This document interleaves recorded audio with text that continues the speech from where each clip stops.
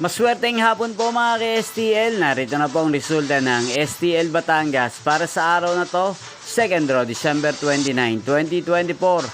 Araw ng linggo, naway ang mga natayan nyo pong mga numero kanina ay manalo nawa ngayong hapong ito, 4:30 PM. Kaya kunin nyo na po ang inyong mga tickets. Narito na po ang resulta. Ang mga numerong nanalo sa STL Batangas ngayong hapong ito, December 29, 2024. 4:30 PM. Second draw result, 16 at 10 in exact order.